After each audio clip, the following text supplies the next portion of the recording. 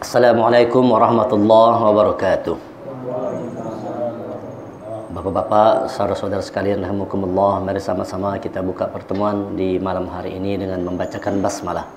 Bismillahirrahmanirrahim.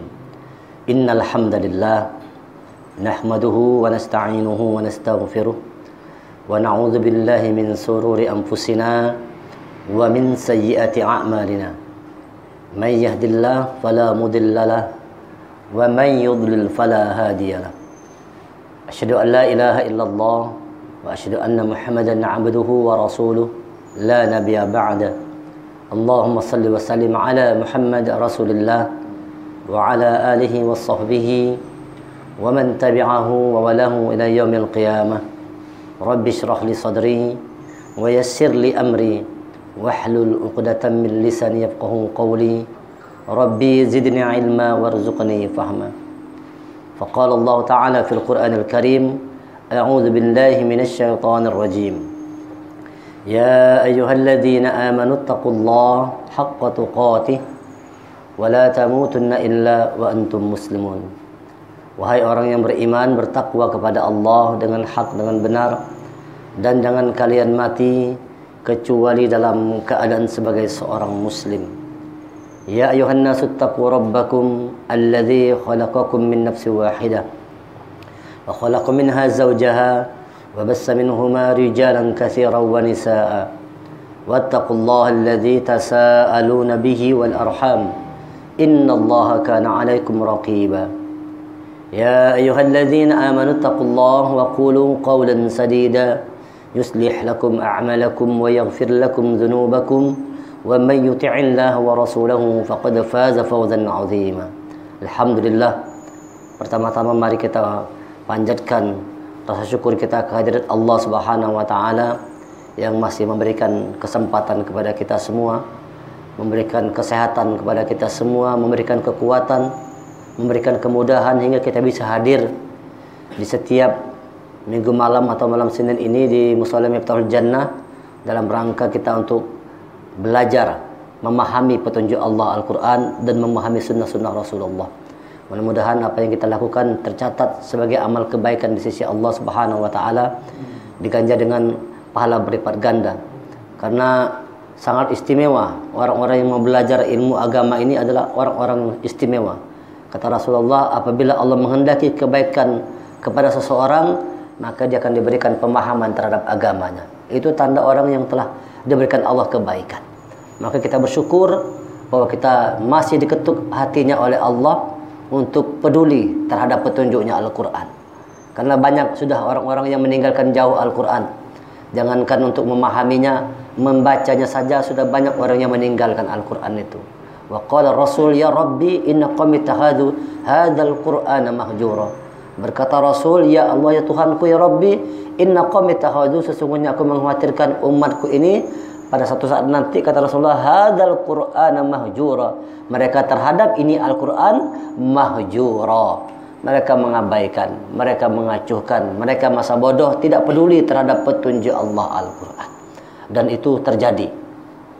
Apa yang dikhawatirkan Rasulullah ternyata terjadi. Bahwa saat ini banyak umat Islam yang sudah meninggalkan Al-Quran. Nah, kita bersyukur masih dibuka hatinya untuk berusaha memahami petunjuk Allah sebagai pedoman dalam kehidupan kita ini.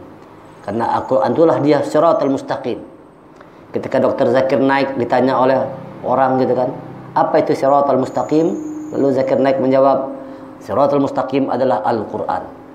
Jalan yang lurus itu adalah Al-Quran. Karena memang Al-Quran lah yang membimbing manusia untuk menempuh jalan yang lurus. Hadza siratal mustaqim. Dia menuntun manusia kepada jalan yang lurus. Dengan Al-Quran kita akan tetap ada jalan yang lurus. Berpaling dari Al-Quran, itu kita akan tersesat. Fi dhalalim mubin, dalam sesat yang nyata. Dhalalim ba'id, dalam kesesatan yang jauh dari petunjuk Allah apabila kita meninggalkan Al-Quran. Maka kita buka hati kita untuk mau menerima petunjuk Allah Al-Quran itu sebagai sumber utama dalam kehidupan kita ini. Sumber petunjuk, penuntun kehidupan kita adalah Al-Quranul Karim itu. Kawan-kawan sekalian, jamaah rahimakumullah, dalam kehidupan ini kita pasti mengalami silih berganti keadaan. silih berganti kondisi dan situasi. Ada kalanya kita bahagia, ada kalanya kita susah. Begitulah hidup. Tidak ada satu orang di muka bumi ini yang selalu bahagia terus. Pasti satu saat dia mengalami kesusahan. Pasti satu saat dia mengalami kesedihan. Dan tidak ada juga orang yang selamanya terus dalam kesedihan. Pasti juga dia akan mengalami yang namanya kebahagiaan.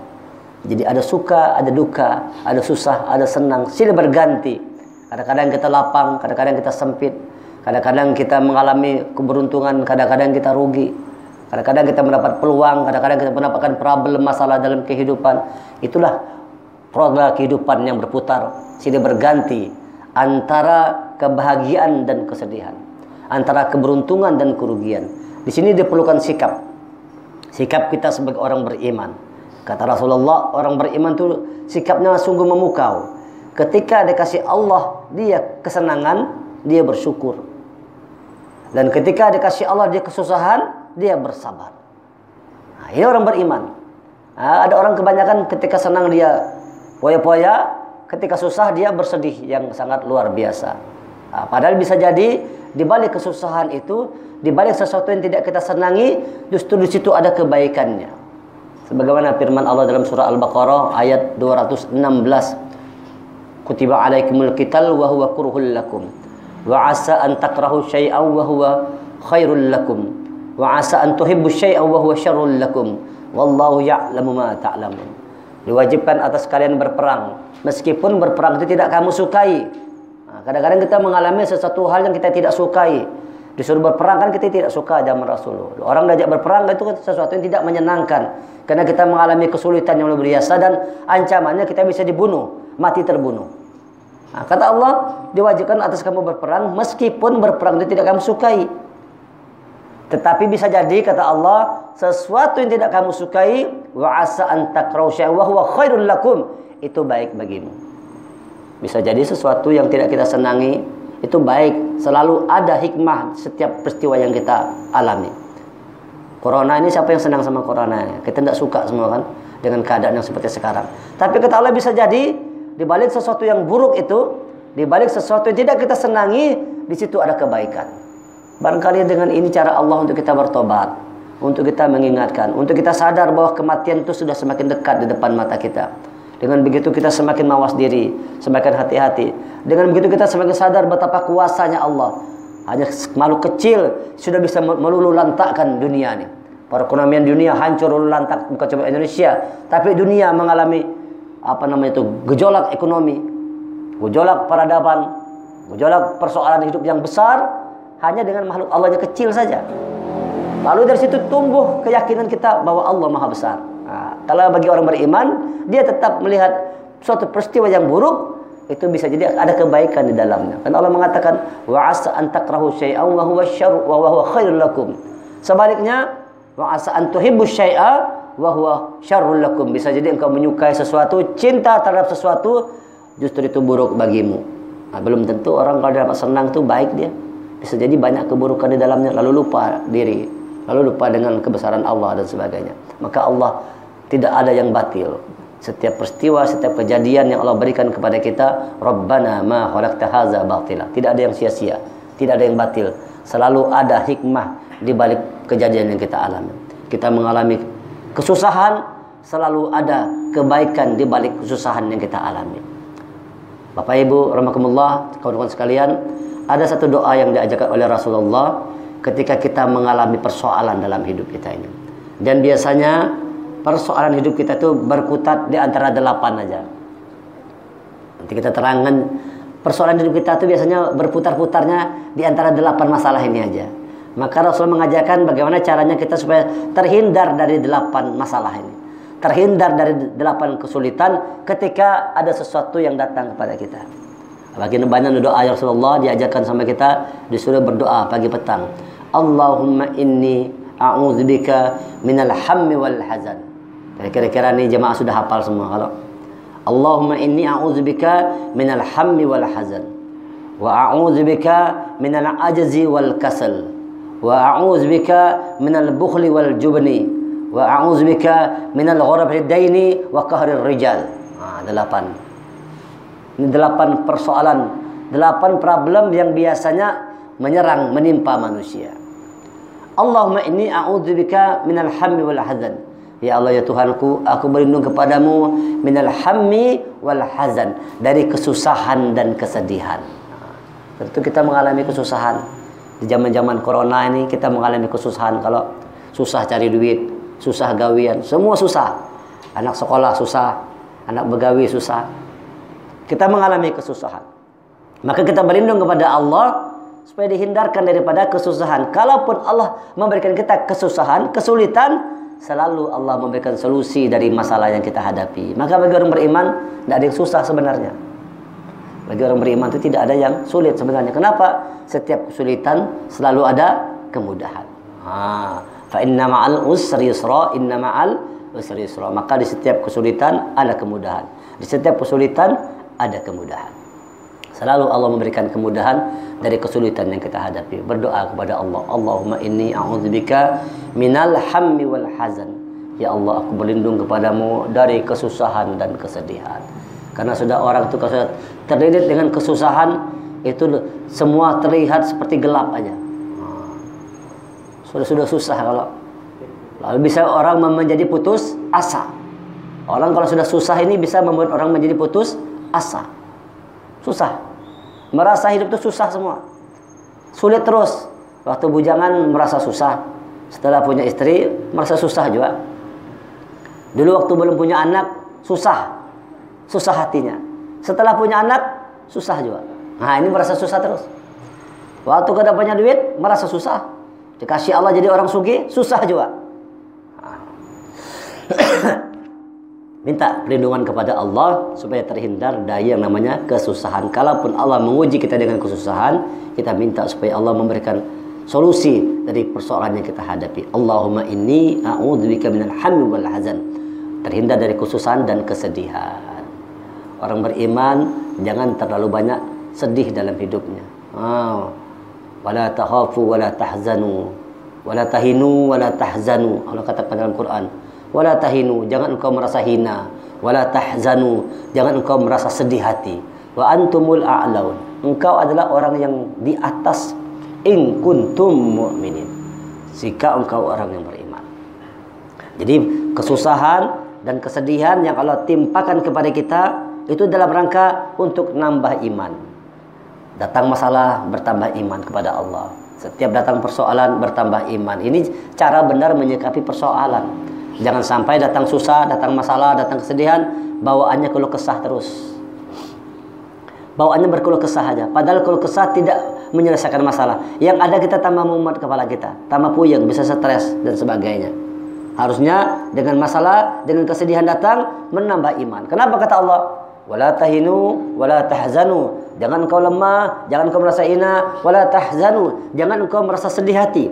Wa antumul a'laun, engkau orang yang a'la, yang tinggi, yang di atas, in kuntum mu'minin, jika engkau orang yang beriman. Orang beriman pasti begitu. Orang beriman pasti demikian, selalu hidupnya dalam ujian. Tambah iman, nambah uji. Itulah risiko beriman. Ahasiban nasu ayaturaku ayyaqulu amanna wa hum la yuftanun. Jangan kau katakan beriman sebelum datang ujian. Orang beriman selalu diuji oleh Allah. Apa ujiannya? Dengan kesusahan, dengan kesedihan. Itu ujian. Kehilangan pekerjaan, kehilangan pasangan, kehilangan sanak keluarga, orang tua hilang, dan sebagainya, macam-macam ujiannya. Kehilangan harta kekayaan, macam-macam Allah menguji kita semua itu. Karena itulah iman kita. Dengan kesusahan, dengan kesulitan, dengan sedih yang kita hadapi, hendaknya itu menambah iman kita kepada Allah. Karena setiap orang beriman, dia pasti diuji oleh Allah. Ujiannya kesulitan, ujiannya kesusahan. Ini dia ujian bagi orang beriman. Bisa juga kesenangan bentuk ujiannya. Bisa juga Allah menguji dengan kesenangan. Tapi kalau kita disuruh milih, kira-kira pilih mana? Mau diuji dengan kesenangan atau mau diuji dengan kesusahan? Mana kira-kira Bang Ferdi, pilih mana? Kalau diuji oleh Allah, mau diuji dengan kesenangan atau mau diuji dengan kesusahan?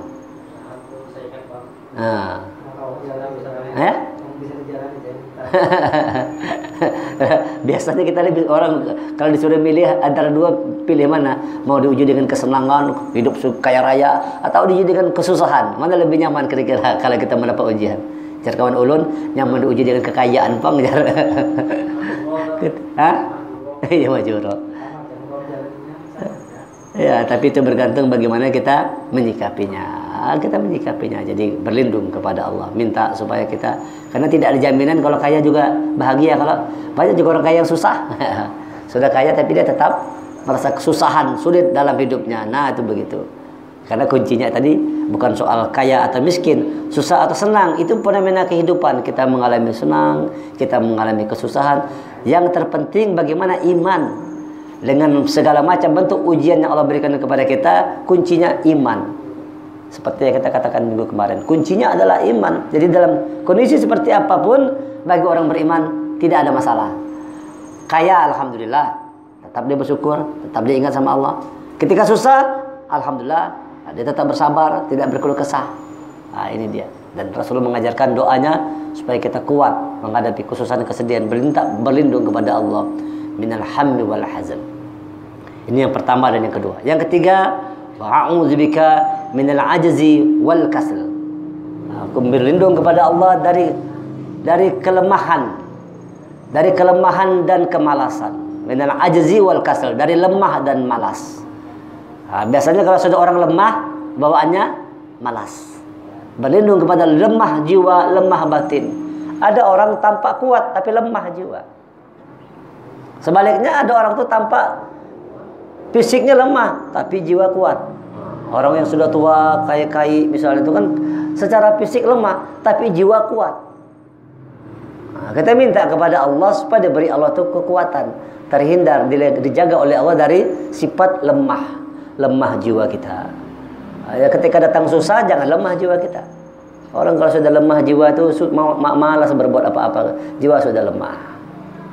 Tidak punya keberanian, tidak punya kekuatan. Maka berlindung kepada Allah dari yang namanya kelemahan, lemah jiwa kita itu, lemah batin kita. Jangan lemah.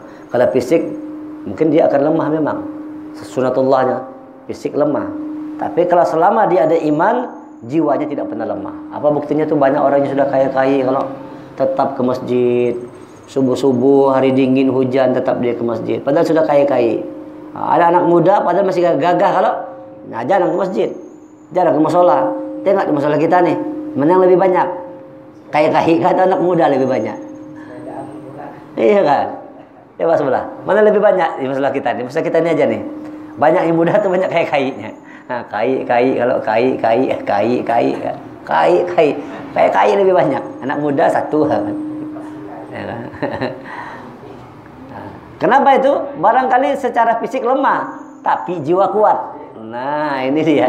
Jadi jiwa kuat. Ada orang itu fisiknya kuat tapi jiwanya lemah. Nah, kita minta kepada Allah dari ajzi, minal ajzi, dari kelemahan batin jiwa kita itu. Allahumma inni a'udzubika minal ajzi wal kasal, dan dari kemalasan. Nah, jangan sampai kita malas. Ini penyakit yang paling bahaya ini. Penyakit malas nih penyakit yang paling bahaya. Qutilal kharrasun alladzina hum fi ghamratin sahun. Terkutuklah orang-orang yang pendusta, kata Allah, yaitu orang-orang yang tenggelam dalam kebodohan dan kelalaian. Lalai termasuk malas di dalamnya. Kebodohan dan kelalaian. Terkutuk orang yang tenggelam dalam kebodohan. Nauzubillah. Maka kita tidak boleh bodoh. Maka kita kaji kita minggu kemarin, harus kita belajar menuntut ilmu. Jangan sampai kita mengaku umat Rasulullah tapi kita tidak punya pengetahuan. Yang mau selamat dunia dengan ilmu, selamat akhirat dengan ilmu, selamat dua-duanya dengan ilmu. Kalau tidak kita bekali dengan ilmu, kita dalam kebodohan, dalam kezaliman, dalam kegelapan, kita akan jadi mangsa oleh orang lain. Wal ajzi wal kasal. Minta perlindungan kepada Allah dari malas, dari sifat lemah jiwa dan kemalasan. Anak mengaji malas. Nah, susah ini sudah. Kalau sudah malas nih, kalau anak mengaji malas, anak sholat malas, bawaannya malas terus. Apalagi hari hujan-hujan begini nih, bawaannya malas, bawaannya banyak tidur. Nah, ini dia. Jangan sampai kita hidup ini dengan kemalasan. Jadi harus bergerak terus, jangan banyak tidur. Nanti kita akan tidur yang panjang nanti. Makanya kata Rasulullah, selama di dunia ini jangan banyak tidur. Bangun malam, orang-orang yang sedikit tidur di waktu malam. Orang-orang yang surga itu kata Rasulullah, mereka sedikit tidur di waktu malam. Waktu malam mereka tegak di hadapan Allah. Mereka beribadah, tidak malas, tidak tenggelam dalam namanya kasli, kemalasan. Allah mina'udzubika minal ajzi wal kasal. Aku berlindung kepada Allah dari kelemahan batin, kelemahan jiwa kita, dan dari kemalasan. Jangan sampai kita malas. Mau begawi malas, mau apa-apa malas semua. Duduk depan rumah, ada orang depan rumah, mulai pagi sampai menjelang zuhur depan rumah aja. Rokok dimuntung, kopi sini. Duduk di kursi goyang depan rumah. Hayal depan rumah. Ada orang seperti itu. Orang berusaha apa semua, dia sibuk dengan khayalan dia. Hayal semua. Nah, iya begitu. Maka itu ada anekdot atau cerita lucu gitu kan. Kalau orang-orang luar negeri kayak orang-orang misalnya orang Cina, itu orang-orang yang apa namanya, tekun, berusaha, cari kerja apa segala macam, terkenal. Kalau di kampung ulun dulu begitu tuh, ya kan, ada orang-orang misalnya, kalau ditanya orang-orang di kampung ulun itu ada orang suku Bugis, ada orang Jawa, ya kan, ada orang Melayu tuh. Kalau ditanya orang Bugis, mau ke mana Pak Daeng? Mau ke kebun. Bekerja dia, mau ke kebun, ya kan? Mau kemana kalian? Tanya orang Jawa, mau kemana Pak Ali? Mau ke sawah. Mau semua berusaha. Tanya orang Melayu, mau kemana Pak Lung? Mau cari angin. Mau cari angin aja. Masuk itu kan ada begawi itu. Nongkrong di tempat kopi kalau main dom-dom. No, tuh gawiannya tuh. Tuh begitu tuh. Dia suku-suku tuh. Macam-macam modelnya. Begitu ada demikian. Nah, orang Indonesia pun begitu. Kalau tanya orang India kan usaha dagang jual apa segala macam. Ya kan? Begitu orang Indonesia ini banyak bawaannya pemalas. Malas itu yang membuatnya kalau sudah kita malas dekat dengan kemiskinan. Berlindunglah kepada Allah dari sifat malas tadi. Jadi kuatkan semangat dalam jiwa kita. Moga-moga dengan doa itu yang diajarkan Rasulullah itu menumbuhkan semangat dalam diri kita, terhindar dari yang namanya kemalasan. Ini yang ketiga dan keempat. Yang pertama, terhindar dari kesusahan dan kesedihan. Yang ketiga, keempat ini minal ajzi wal kasal, dari lemah dan malas. Yang keenam dan ketujuh, wa a'udzubika minal bukhli wal jubni. Aku berlindung kepada Allah dari sifat bakhil. Bakhil ini bahaya ini. Orang kalau sudah bakhil itu jauh dari kebaikan. Hati-hati, siapa yang dekat dengan kebakhilan, dia jauh dari kebaikan. Allah tidak akan memberikan kebaikan kepada orang-orang yang bakhil. Orang bakhil, orang pelit, kalau bahasanya tuh orang engken. Jadi orang Banjar engken. Orang kalau sudah engken, sudah dia bakhil, dia akan jauh dari keberkahan hidupnya, akan jauh dari kebaikan. Allah tidak mau memberikan kebaikan kepada orang-orang yang bakhil. Wa ma bakhilu an nafsih. Al-Quran mengatakan barang siapa yang bakhil, sesungguhnya dia bakhil kepada dirinya sendiri. Bakhil, tidak mau nolong. Allah katakan tidak dapat kebaikan sebelum berinfak. Lan tanulul birra hatta tunfiqu mimma tuhibbun. Kalian sekali-kali tidak pernah sampai kepada suatu yang namanya birra, kebaikan, hatta tuhibbu mimma tunfiqun. Sampai kalian hatta tunfiqu mimma tuhibbun, sampai kalian menginfakkan sebagian harta yang kalian cintai. Kita suka harta kita infakkan, baru dapat kebaikan. Tetapi kalau orang cuma mengumpul-ngumpul harta untuk dirinya sendiri tanpa mau berbagi, berarti dia dekat dengan namanya keburukan, jauh dengan kebaikan. Allah tidak mau memberikan kebaikan kepada orang-orang yang kuat sifat bakhilnya. Berlindunglah kepada Allah dari kebakhilan. Jadi kita perlu belajar itu setiap hari, harus tuh. Subuh-subuh kalau nak ke musola jangan lupa kan, bawa uang, masukkan supaya turun doa dari malaikat rahmat. Karena setiap subuh itu kata Rasulullah ada 2 malaikat. Ketika orang itu berinfak subuh harinya, doa malaikat, ya Allah berkahi hartanya, berkahi rezekinya, tambah lipat gandakan. Sebaliknya orang-orang yang tidak mau berinfak subuh harinya, ya Allah cabut keberkahannya. Disuruh dicabut, ada malaikat mendoakan supaya tercabut keberkahan dari harta kita. Maka kita latih itu setiap datang ke masjid, walaupun kecil jumlahnya, masukkan, berinfak ke jalan Allah. Semakin besar, jadi semakin banyak kita berinfak, semakin banyak dapat kebaikan. Jadi kebaikan itu berbanding lurus dengan infak. Kebaikan yang kita dapatkan itu berbanding lurus dengan pemberian kita. Kalau kita banyak memberi, banyak dapat kebaikan. Kalau kita sedikit memberi, sedikit juga dapat kebaikannya. Jadi kalau kita memang menginginkan kebaikan yang banyak, latih diri kita untuk banyak memberi dalam kehidupan. Ingat itu ayat Allah. Allah tidak memberikan kebaikan kepada seseorang sampai dia menginfakkan sebagian harta yang Allah titipkan kepada dirinya. Itu diinfakkannya baru dia memperoleh kebaikan. Kalau tidak, dia tidak dapat kebaikan. Maka mintalah, berdoalah kepada Allah supaya terhindar dari namanya kebakhilan. Minal bukhli, yang kelima, yang keenam, wal jubni, dari yang namanya ketakutan, pengecut. Jangan sampai kita punya sifat pengecut, penakut. Rasulullah tuh pemberani orangnya. Orang yang paling berani adalah Rasulullah. Kata sahabat, siapa orang yang paling berani? Rasulullah orang yang paling pemberani. Kalau setiap peperangan dia bukan di belakang, paling depan, panglima perangnya. Pemimpinnya paling depan Rasulullah. Setiap ada peperangan Rasulullah di depan sekali. Pemimpin perang paling depan Rasulullah.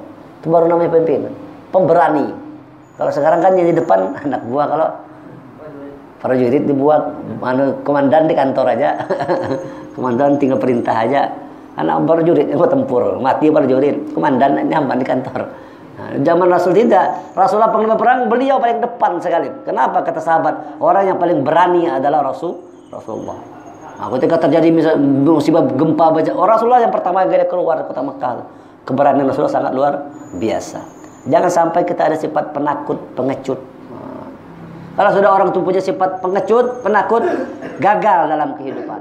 Contoh misalnya, kita mau berusaha. Mau berusaha nih kalau sudah takut duluan, kira-kira bisa enggak berusaha? Karena aku berusaha, karena sudah keluar duit, tiba-tiba rugi, sayang. Daripada rugi, ini kada jadi usaha. Karena sudah takut, rugi duluan. Nah, maka harus punya sifat keberanian. Mau berusaha itu perlu berani itu. Orang-orang yang sukses itu adalah orang-orang yang berani. Barangkali hari ini dia gagal, tapi ke depan dia akan sukses, dia akan berhasil. Tidak pernah takut dengan kegagalan. Orang yang takut gagal, sesungguhnya dia sudah gagal. Nah, ingat itu. Orang yang takut gagal, sesungguhnya dia sudah gagal. Sudah takut gagal duluan. Nah, tidak punya rasa optimis. Maka kita dalam Islam tuh, kita harus punya sikap optimis. Optimisme itu harus ada. Nah, sikap keyakinan kita sikap percaya diri kita bahwa apa yang kita usahakan itu sukses, itu berhasil. Jangan takut gagal. Kalau sudah kita berbuat, tidak ada gagal. Langsung sudah berbuat aja. Masalah hasil itu Allah yang punya. Tugas kita berusaha. Tetapi kalau sudah mau berusaha aja sudah tidak berani, ini berarti orang tersebut punya sifat pengecut. Takut mau melakukan sesuatu. Di zaman Rasul kan juga begitu. Ada orang kalau sudah ajak pergi berperang, kada mau. Aku di rumah aja jaga harta. Soalnya di rumah kada ada yang menjaga. Agak kecil takutan begitu kan. Kalau diajak mereka untuk berperang dengan Allah, mereka mengatakan mereka tinggal menjaga hartanya. Nah, ini orang yang penakut, orang yang pengecut. Maka kita harus punya keberanian. Dalam hidup itu harus punya keberanian. Jangan takut untuk berbuat selama benar. Selama benar, selama membawa kebaikan, jangan takut gagal. Jangan takut untuk mencoba berbuat yang terbaik sepanjang hidup kita. Ini yang kelima dan yang keenam. Yang tujuh dan ke-8.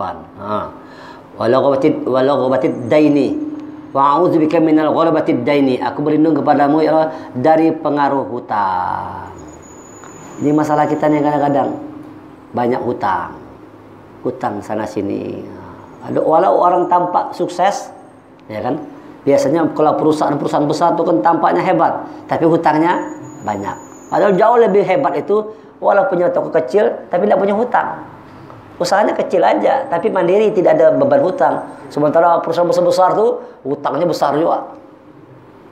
Nah, dari sisi kesuksesan diukur yang pengusaha itu yang besar tadi itu, soalnya besar, walaupun hutangnya banyak miliaran triliunan.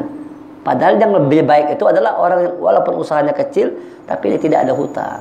Karena kalau sudah orang punya hutang tua berat. Sudah datang waktu tagih, lari ke sana, lari ke sini. Kalau dunia terasa sempit bagi orang-orang yang punya utang. Begitu orang nagih, bilang sama anaknya, "Padahal abah ada di rumah." Nah, kan berbohong kalau ini kalau orang sudah punya utang, kalau kena padahal abah ada di rumah, padahal orangnya ada di dalam. Jar abah kan ada di rumah, jar anak tadi kena polos. Tadi jar abah, kalau ada orang bertakun, abah kan ada di rumah, jar abah di dalam. Nah, ini orang terasa sempit, mau kemana takut.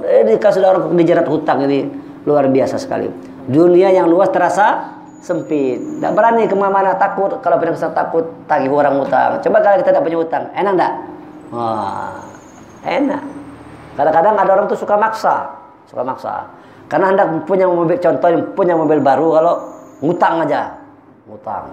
Walaupun boleh aja kan. Nah, tapi akhirnya dia puyeng sendiri. Setiap bulan datang tagihan 5 juta, kredit 5 juta. Wah, itu kelimpungan. Padahal lebih nyaman kita biar mobil jelek, tapi kan ada hutang bawa jalan. Mau rusak-rusak aja gak ada masalah kan. Mau balik, bawa terus ketimbang memang keren mobil hanya, tapi hasil dari hutang. Hasil dari menghutang. Saban bulan ditagih, puyeng kepala. Akhirnya ditarik, dia leher. Banyak kan itu kan jadian kan. Ditarik pulang. Tambah puyeng lagi tuh. Nah, makanya berlindung kepada Allah. Hanya kan kredit apa segala macam. Makanya kata Rasulullah, berlindunglah kepada Allah dari namanya pengaruh hutang. Wa'udzubika minal ghalabatid daini. Berlindung kepada Allah dari pengaruh hutang, sebab hutang ini sangat besar pengaruhnya dalam kehidupan kita. Tadi ulun katakan, dunia pun terasa sempit, mau kemana-mana kita takut, was-was. Asal sudah dekat hari-harinya tuh, wah cemas hati, gelisah hati, kayak apa nih? Gelisah hati. Ini hadis ini asbabun nuzul cerita hadis ini adalah ketika ada seorang pemuda di Masjid Nabawi itu di waktu jam-jam duha tuh, ketika orang biasa datang Masjid Nabawi berdoa semua, ada yang sholat duha dan sebagainya, ada seorang pemuda wajahnya muram, durja tuh, temelung gitu kayak orang sedih kan. Lalu dekati Rasulullah, anak muda, kenapa ikam pina sedih benar? Lalu cerita bahwa aku punya utang, sementara mau jatuh tempo dan aku tidak punya uang untuk membayarnya. Ada kawa aku membayarnya. Kayak apa nih? Lalu kata Rasul tersenyum Rasulullah, mau nak aku ajarkan satu doa yang doanya kalau kau amalkan pagi sore kau terbebas dari hutang. Mau jar? Nah, inilah doanya yang diajarkan oleh Rasulullah. Baca doa ini supaya terhindar dari. Nah, jadi amalkannya, alhamdulillah. Berapa berikutnya ketemu sudah mulai bahagia. Gimana Rasulullah? Alhamdulillah hutang sudah selesai kelunasi. Enak orang tidak punya hutang hidupnya. Dia tidak punya harta tapi tidak punya hutang. Ketimbang harta banyak tapi hutang di mana-mana. Nah, kan lebih enak kita tidak punya harta tapi hutangmu tidak ada. Jadi orang yang merdeka. Nah, berdoa kepada Allah supaya kita kalau punya hutang dibebaskan dari hutang. Yang kedelapan, wa qahrir rijal. Ini doa yang kedelapan, berlindung kepada Allah supaya terhindar dari penguasaan orang lain.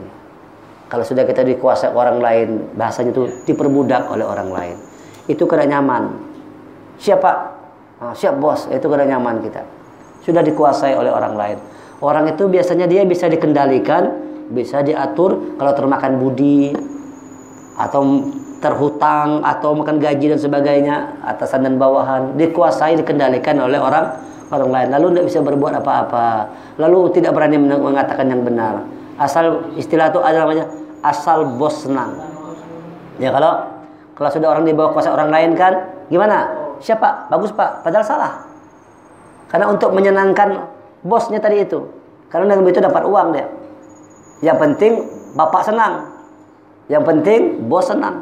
Nah di negeri kita ini banyak orang kayak itu. Siap terus. Gimana? Siapa? Bagus pak. Padahal keliru. Iya. Iya, kalau kan bagaimana kita Indonesia ini sudah merdeka belum? Sudah merdeka tahun 1945 secara apa konstitusi katanya sudah merdeka, tapi faktanya kita merdeka belum? Tidak merdeka, utang kita banyak benar. Lalu apa kata orang yang utang ya? Buatkan nih, mau takutan kita utang banyak benar sudah dikuasai kita. Karena kita punya, maka dia berkaitan tuh. Kalau sudah orang punya hutang banyak, dia biasanya dibawa kendali orang lain. Doa berurutan gitu kan. Wa'udzubika minal ghubatid daini wa qahrir rijal. Kita minta terhindar dari pengaruh hutang dan terhindar dari penguasaan orang lain. Orang yang sudah berhutang itu biasanya dia dibawa kendali, dibawa kuasa. Indonesia terlilit banyak hutang, maka pasti dikuasai oleh orang yang menghutangi. Nah, kuasai bubuhannya. Habis ambil jual tanah semua, banyak utang, kasih tanah. Utang sudah kebanyakan sudah. Akhirnya kita walaupun sepertinya merdeka tapi tidak merdeka. Bayangkan negeri kita ini. Yang kita dengar tuh yang menguasai Indonesia ini hanya segelintir orang aja. Negeri kita ini tidak sampai berapa persen, 10% apa artinya. Yang menguasai kekayaan Indonesia ini hanya dikuasai oleh orang 10% aja. 10%, dan itu semua adalah orang-orang itulah yang naga-naga tadi kan. Naga-naga itu yang menguasai. Orang bilang begitu. Baru dikuasainya semua. Kita sudah seperti menjadi budak di negeri sendiri. Semua dikuasai. Coba lihat di tempat kita aja nih. Di mana-mana siapa tuh bos-bosnya? Yang punya hotel siapa? Yang punya mall-mall siapa? Yang punya kebun sawit, yang punya batu bara, yang punya minyak siapa penguasanya semua? Oh, semuanya orang-orang asing dan asing gitu nih, menguasai. Tanah dijual. Misalnya Anda Kaltim nak jadi ibu kota, habis dia beli bubuan tanahnya. Bumi kita ini jadi duit aja juga orang kita nih. Yang penting jadi duit jualnya, wah mahal jual. Nah ini orang-orang yang di bawah kendali kuasa orang lain dan menjadi orang yang diperbudak itu tidak nyaman. Maka kita paling bahagia kalau jadi orang yang merdeka. Ini doa supaya kita jadi orang yang merdeka. Mau kemana bebas, tidak ada yang mengatur kita, tidak ada yang enak kalau jadi orang yang merdeka itu. Makanya merdeka itu mahal harganya. Mahal harga kemerdekaan. Dulu kita mau merdeka mati-matian kan, banyak berkorban karena memang kemerdekaan mahal harganya. Nah sekarang gimana kita? Sudah lepas dari belenggu penjajah, tapi belum merdeka yang sesungguhnya. Kenapa? Ekonomi kita masih dikuasai, negara kita masih dikuasai. Segelintir orang aja yang menguasai mengendalikan Indonesia. Padahal negeri kita ini negeri yang makmur, tapi coba lihat keadaan rakyatnya. Sekarang orang miskin bertambah banyak. Corona ini sudah meningkat 26 juta naik orang miskin katanya. Berapa persen tuh naik meningkat kemiskinan. Mana-mana sudah. Yang kaya tambah kejar lagu tuh, yang kaya tambah kaya, yang miskin tambah miskin. Ada lagu Roma Irama soal, yang kaya tambah kaya aja, yang miskin makin miskin. Karena memang kita dikendalikan, tidak mampu jadi orang yang merdeka. Maka di Quran mengatakan fakku raqabah, lepaskan diri dari perbudakan. Oh, itu kan? Fakku raqabah, lepaskan diri dari perbudakan. Karena kita kalau diperbudak itu tidak enak. Nah, sekarang diperbudak, mungkin perbudakan kada ada lagi. Sudah hilang masa perbudakan kan? Dulu orang manusia dijual, dibeli gitu, jual beli manusia perbudakan. Tapi sekarang mungkin bentuk perbudakannya lain lagi. Ada orang-orang yang diperbudak oleh harta, diperbudak juga. Ada orang-orang yang diperbudak oleh pekerjaannya. Begitu bangun guring langsung gawinnya yang diingat. Diperbudak oleh kerjaannya. Tidak mampu lagi jadi orang yang merdeka. Orang beriman merdeka. Pagi-pagi datang ke masjid, dia tuh merdeka tuh. Jam-jam 9 sholat duha, enak merdeka. Maka paling nyaman itu adalah kemandirian. Makanya kata Rasulullah, misalnya dari 10 pintu rezeki, 9-nya adalah dari dagang. 10 pintu rezeki, 9-nya dagang. Satu inilah bagi-bagi semua. Yang PNS, yang tentara, yang polisi. Di sini satu ini bagi-bagi rame-rame. 9 itu dagang. Kenapa begitu? Dagang itu paling merdeka. Kayak Pak Haji Mastur itu merdeka, hendak bangun jam berapa kah, buka jam berapa kah, hendak tutupnya berapa kah, merdeka kan? Coba kalau kita pegawai, karena kalau merdeka kita jam sekian masuk, kalau ada tepat waktu, ada potong gaji apa segala macam, apa surat teguran, terlambat nih tegur, karena merdeka kita, sulit kita. Tapi kalau orang berdagang, bebas merdeka, paling bagus itu. 9 pintu usaha ada di dagang. Tapi bukan salah jadi PNS. Boleh aja jadi PNS. Jadi kita bisa jadi orang merdeka. Walaupun kerja PNS tetap jadi orang merdeka. Walaupun jadi polisi, tentara, bisa jadi orang merdeka kalau punya iman. Kalau Anda punya iman itu tadi tuh, siap. Siap terus. Siap dan. Pak disuruh meras orang, siap juga. Peras orang, siap. Suruh nipu, siap terus pokoknya. Itu ada kan? Hukum kita begitu kan. Sudah, itu jangan banyak tuntut 2 tahun aja. Siap, 2 tahun tuntut. Orang mencuri ayam 7 tahun. Orang kedua bunuh orang 2 tahun. Siap terus. Tidak merdeka. Nah, mudah-mudahan kita bisa jadi orang yang merdeka dalam kehidupan kita nih. Yang namanya orang merdeka itu dirinya hanya tunduk patuh kepada Allah. Itu kemerdekaan.